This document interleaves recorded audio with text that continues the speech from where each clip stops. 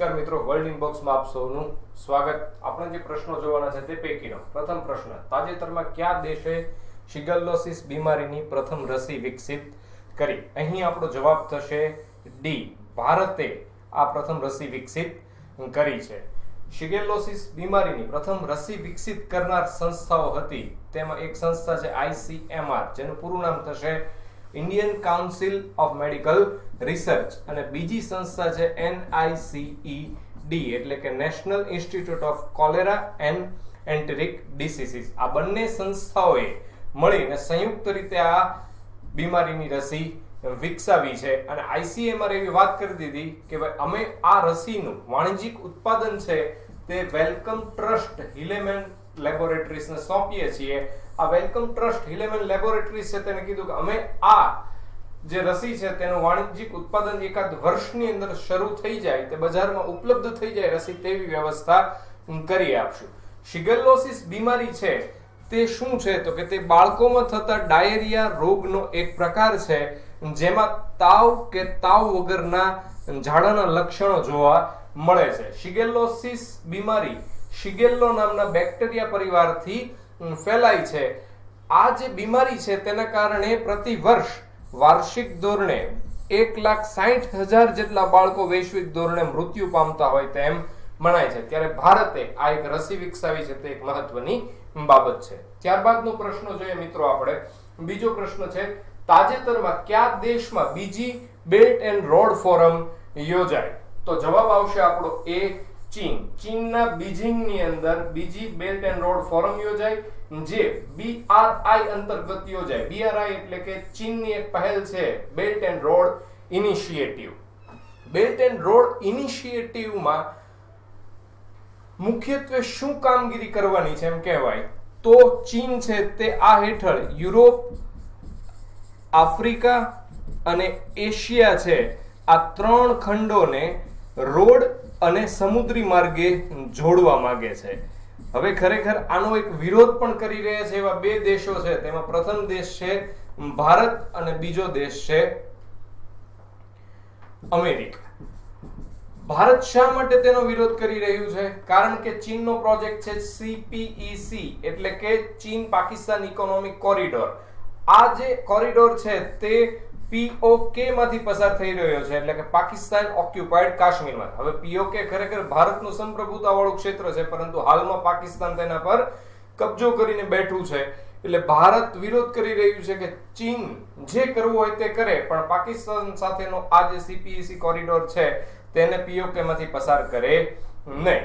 અને અમેરિકાને એ પ્રશ્ન છે કે ચીન આ BRI અંતર્ગત મોટા પાયે ભ્રષ્ટાચાર કરવાનું છે, કારણ કે હવે જો યુરોપ, આફ્રિકા અને એશિયાને જો રોડ અને સમુદ્રી માર્ગે જોડવામાં આવતા હોય તો મોટું રોકાણ જોઈએ, અને ઘણા બધા દેશો છે તે આમાં રોકાણ કરશે। આ બીજી બેલ્ટ એન્ડ રોડ ફોરમની અંદર ઇટાલી અને લક્ઝમબર્ગ પણ જોડાયા, જ્યારે આ પહેલા બેલ્ટ એન્ડ રોડ ફોરમની અંદર યુરોપિયન યુનિયનના 13 દેશો તો ઓલરેડી સભ્ય તરીકે જોડાઈ જ ગયેલા હતા, એટલે અમેરિકા એ બાબતે વિરોધ કરી રહ્યું છે, અને તે આ બીજી બેલ્ટ એન્ડ રોડ ફોરમ છે તે ચીનમાં યોજાય। ત્યારબાદનો પ્રશ્ન જોઈએ મિત્રો આપણે કે રોયલ સોસાયટીમાં સામેલ થનાર પ્રથમ ભારતીય મહિલા ડોક્ટર ગગનદીપ કાંગે કઈ રસી વિકસાવવામાં મહત્વપૂર્ણ ભૂમિકા નિભાવી છે? તો આપણો અહીં જવાબ થશે બી, રોટાવાયરસ અને ટાઇફોઇડ।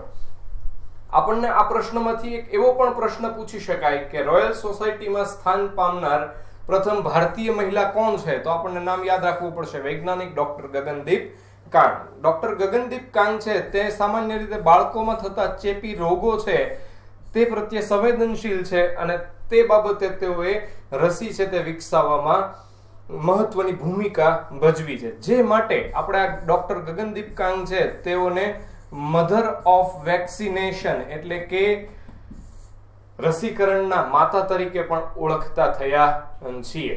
જે બ્રિટનની, લંડનની એમ કહેવાય કે વિશ્વની સૌથી જૂની સ્વતંત્ર વૈજ્ઞાનિક અકાદમીમાં અત્યાર સુધી એક પણ ભારતીય મહિલાને સ્થાન હતું નહીં। 358 વર્ષના ઇતિહાસમાં કોઈને પણ મહિલાને સ્થાન મળેલું હતું નહીં, પરંતુ ડોક્ટર ગગનદીપ કાંગ છે તેને આ સિદ્ધિ હાંસલ કરી છે।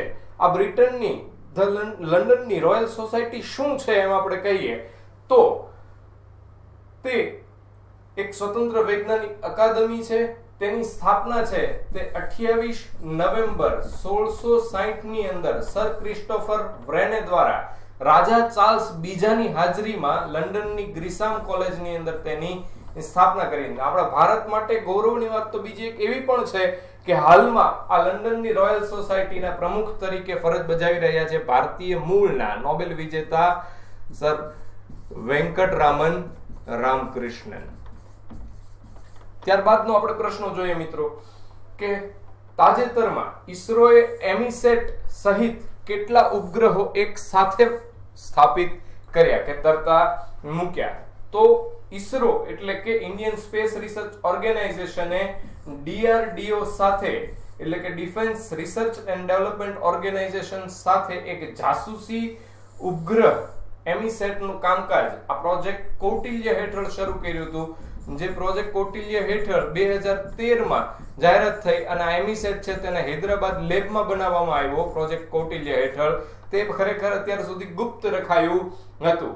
જે એમિસેટ ઇલેક્ટ્રોનિક ઇન્ટેલિજન્સ સેટેલાઇટ એટલે કે જાસૂસી ઉપગ્રહ છે તેની સાથે આપણે પ્રશ્નનો જવાબ પહેલા જોઈ લઈએ તો થશે સી એટલે કે 29 ઉપગ્રહો એમિસેટ સાથે ઈસરોએ પ્રક્ષેપિત કર્યા. શેના દ્વારા કર્યા? તો કે PSLV-C45 એટલે કે polar satellite launch vehicle C45 દ્વારા આંધ્રપ્રદેશના શ્રી હરિકોટા ખાતે આવેલા સતીશ ધવન સ્પેસ સેન્ટર પરથી ઈસરોએ કુલ એમિસેટ સહિત 29 ઉપગ્રહોને તરતા મૂક્યા. હવે આમાં ઈસરોને બે સિદ્ધિઓ પણ મળી છે. શું સિદ્ધિ છે? તો કે ભાઈ એમિસેટ છે તેને ઈસરોએ જે 436 કિલોગ્રામનો ઉપગ્રહ છે તેને 749 કિલોમીટરની ઊંચાઈએ ભ્રમણ કક્ષાએ તરતો મૂક્યો છે, જ્યારે અન્ય 28 ઉપગ્રહો છે તેને ઈસરોએ 504 કિલોમીટરની ઊંચાઈની ભ્રમણ કક્ષામાં તરતા મૂક્યા. તો આપણને એમ થાય કે 28 ઉપગ્રહો બીજા ક્યાં ક્યાં હતા? તો તેમાં અમેરિકા છે તેના કુલ 24 ઉપગ્રહો હતા. તેવી જ રીતે લિથુઆનિયા દેશ છે તેના 2 ઉપગ્રહો હતા અને સ્પેન અને સ્વિટ્ઝરલેન્ડનો એક ઉપગ્રહ છે તે છોડવામાં આવ્યો હતો.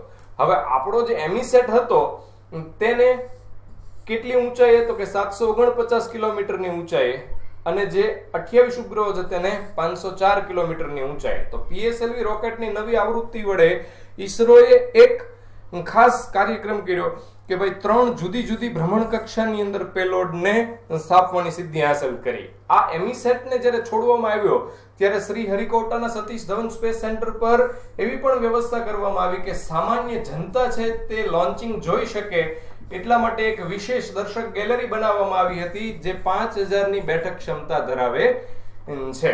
ત્યારબાદનો આપણે પ્રશ્ન જોઈએ મિત્રો. BS6 ઈંધણ અપનાવનારું દેશનું પ્રથમ શહેર કયું બન્યું? આપણો જવાબ અહીં આવશે નવી દિલ્હી. મારા મત મુજબ આ પ્રશ્ન છે આગામી પરીક્ષાઓની અંદર ઘણો બધો અગત્યનો છે કારણ કે દેશનું પ્રથમ શહેર બન્યું છે નવી દિલ્હી. BS6 ઈંધણ અપનાવનારું ભારતનું પ્રથમ શહેર.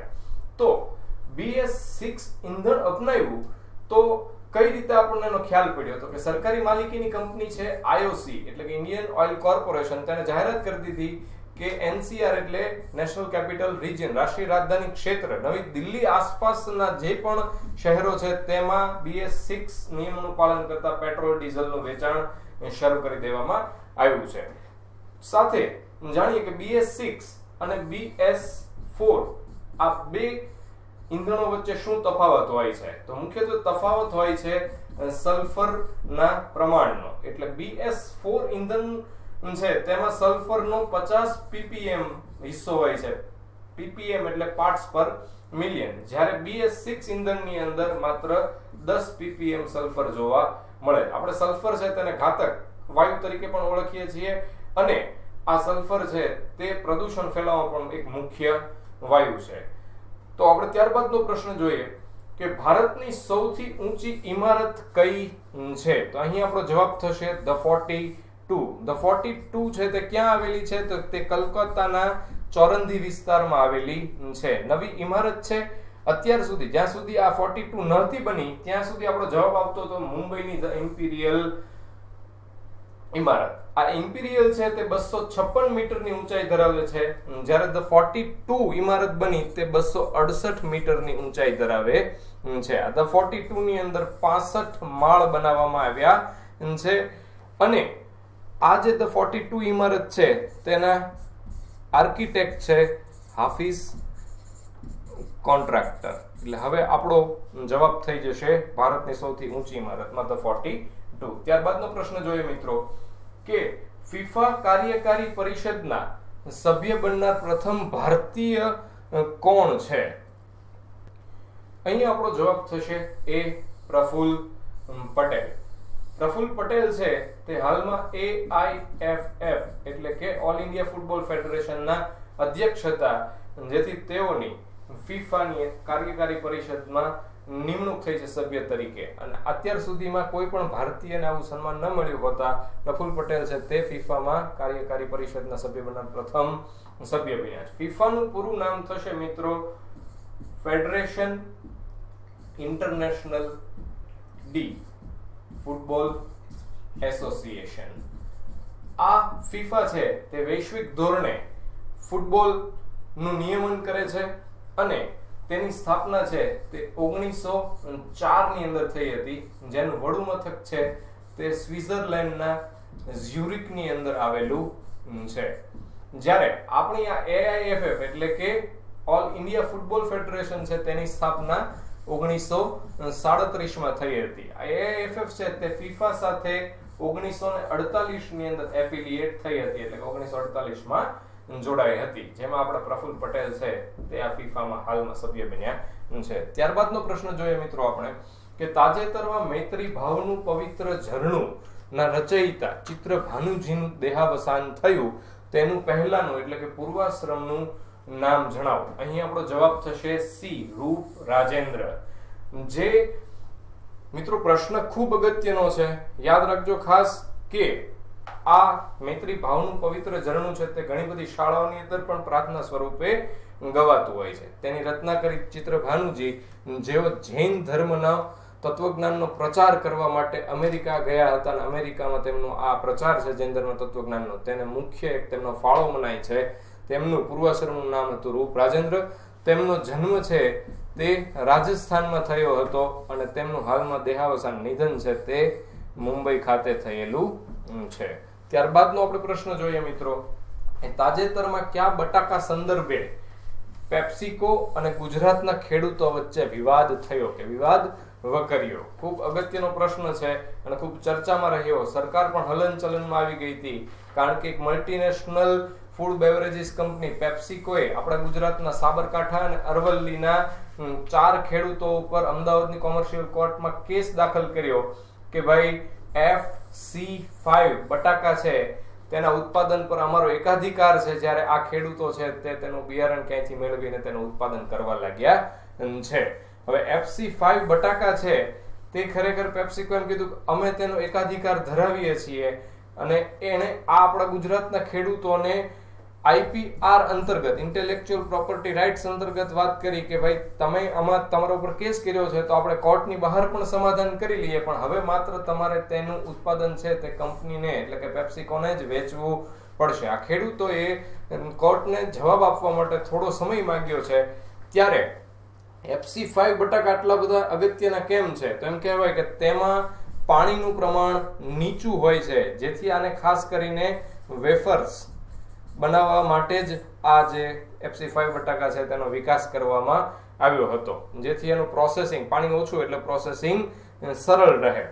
જ્યારે અન્ય બટાકા છે તેને તળ્યા પછી તે કાળાશ જેવો કલર પકડતા હોય કે બદામી જેવો રંગ પકડતા હોય, જ્યારે આ બટાકાને તળ્યા પછી એટલે કે વેફર્સ છે તે સફેદ અથવા પીળાશ પડતા રંગની થાય છે. ત્યારબાદનો આપણે પ્રશ્ન જોઈએ કે તાજેતરમાં નજમા અખ્તરની કઈ યુનિવર્સિટીના પ્રથમ મહિલા વાઇસ ચાન્સેલર તરીકે નિમણૂક થઈ? અહીં આપણો જવાબ થશે ડી જામિયા મિલિયા ઇસ્લામિયા યુનિવર્સિટીમાં. હવે રાષ્ટ્રપતિ રામનાથ કોવિંદે 5 વર્ષ તરીકે આ પ્રોફેસર નજમા અખ્તરની આ યુનિવર્સિટીમાં નિમણૂક કરી છે. જામિયા મિલિયા ઇસ્લામિયા યુનિવર્સિટી છે તેની સ્થાપના મિત્રો યાદ રાખજો 1920 માં થઈ હતી. જેમ આપણા ગાંધીજી છે તેઓએ અસહકારના આંદોલન દરમિયાન અમદાવાદ ખાતે ગુજરાત વિદ્યાપીઠની સ્થાપના કરી હતી, તેવી જ રીતે મુસ્લિમ નેતાઓ એ જામિયા મિલિયા ઇસ્લામિયા યુનિવર્સિટીની સ્થાપના કરી હતી. આ જે જામિયા મિલિયા ઇસ્લામિયા યુનિવર્સિટી છે તે નવી દિલ્હી ખાતે આવેલી છે અને ભારતીય સંસદે 1988 માં એક અધિનિયમ દ્વારા તેને કેન્દ્રીય યુનિવર્સિટી બનાવેલી છે, જેના પ્રથમ વાઇસ ચાન્સેલર બન્યા છે પ્રોફેસર નજમા અખ્તર. અને આ જે યુનિવર્સિટી છે તેના પ્રથમ વાઇસ ચાન્સેલર તરીકે આપણે ઓળખીએ છીએ ડોક્ટર ઝાકિર હુસૈનને. Thank you.